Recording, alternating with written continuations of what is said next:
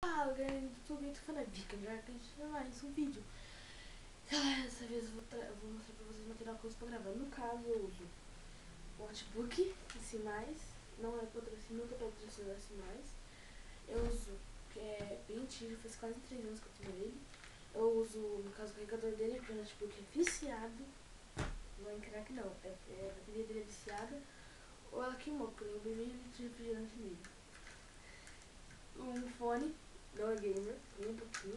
Eu paguei R$ 37 nele, você encontra esse fone numa faixa de 20 a 40 reais mais ou menos, dependendo da cidade onde você mora.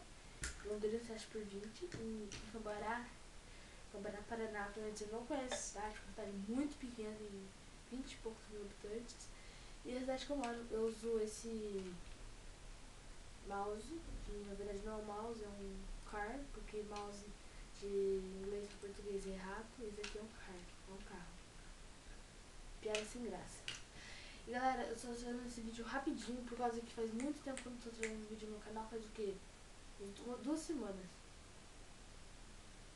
Faz 2 semanas. E galera, vai começar agora a época de provas minhas. Semana que vem já começa. Hoje eu tô gravando uma sexta-feira à noite. E essa é a 8ª vez que eu tento gravar esse vídeo. Esse é o meu segundo cartão de memória que eu tô tentando gravar. Mas isso não importa. E, galera, eu vou trazer esse vídeo rapidinho por causa que eu tô sem vídeo. E galera, se vocês tiverem mais. Quantas vezes eu falei, galera, isso não importa.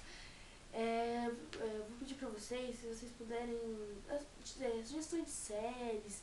Se vocês quiserem jogar Star Wars, não, ele faz Star Wars, Star Wars. Eu também posso gravar se vocês quiserem. No caso, esses jogos, esses minigames, dar ideia de alguma série que eu posso fazer no meu computador.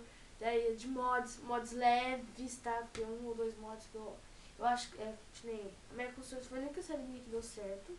Provavelmente eu vou trazer um survival. Mas sim, dá a ideia de um nome bem legal pra dar na série.